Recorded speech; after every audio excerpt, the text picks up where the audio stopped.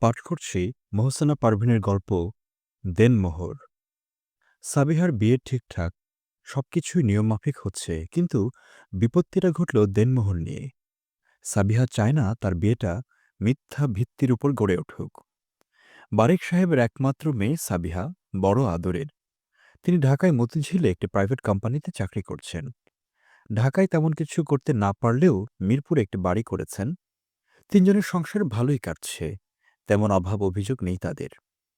মেয়েকে উচ্চশিক্ষায় শিক্ষিত করেছেন। শান্ত, ভদ্র, পরহেজগার মেয়ে হিসেবে পুরো এলাকা জুড়ে সাবিহার সুনামের শেষ নেই। যথারীতি সুপাত্র দেখে বিয়ের ব্যবস্থা করা হলো সাবিহার। সবাই যখন দর কষাকষি করছিল দেনমোহর নিয়ে, তখন সাবিহাই তার প্রতিবাদ জানাল। সে সবিনয়ে জানতে চাইল হবু স্বামী শফিকের সামর্থ্যের কথা। শফিক অকপট ১,০০,০০০ টাকা দেনমোহর দেওয়ার সামর্থ্যের কথা জানাল। সাবিহা আলহামদুলিল্লাহ বলে তা মেনে নিল। কিন্তু সমস্যা দেখা দিল সাবিহার মেজ চাচাকে নিয়ে। তিনি কিছুতেই মানতে পারছেন না। দেনমোহরের অঙ্কটা নাকি উনার প্রেস্টিজের ব্যাপার হয়ে দাঁড়িয়েছে। যখন উনার বন্ধুমহল জানতে চাইবে একমাত্র ভাতিজির বিয়েতে কত টাকা দেনমোহর ধরা হয়েছে, তখন উনার লজ্জায় মাথা হেঁট হয়ে যাবে।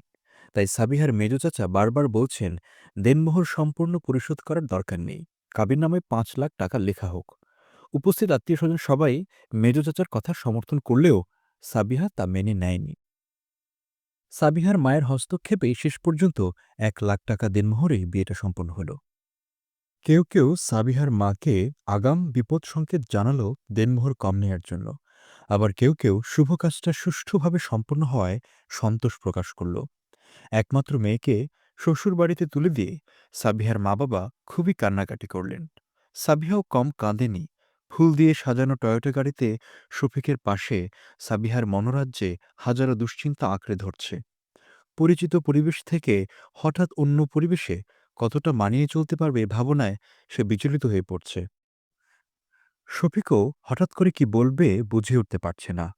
রাজ্যের কথার পাখিরা শফিকের মনে এসে ভিড় করলেও সাবিহাকে দেখার সাথে সাথেই একটি একটি করে ফুরুত করে উড়ে যাচ্ছিল। সারাটা রাস্তায় বোবার মতো কাটল দুজনের। গাড়িটি শফিকের বাড়ির গেটের ভেতর পৌঁছার সাথে সাথেই নববধূকে বরণ করার আনন্দে মেতে উঠল সবাই।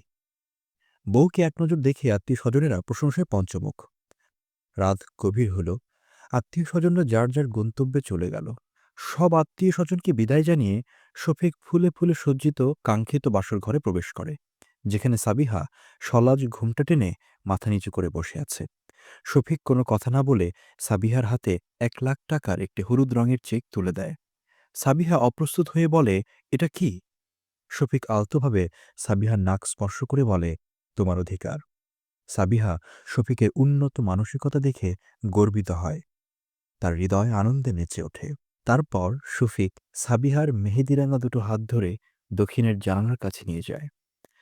শফিক সাবিহার কাঁধে হাত রেখে ওই দূর আকাশে সদ্য ওঠা পূর্ণিমার চাঁদের দিকে তাকিয়ে আছে।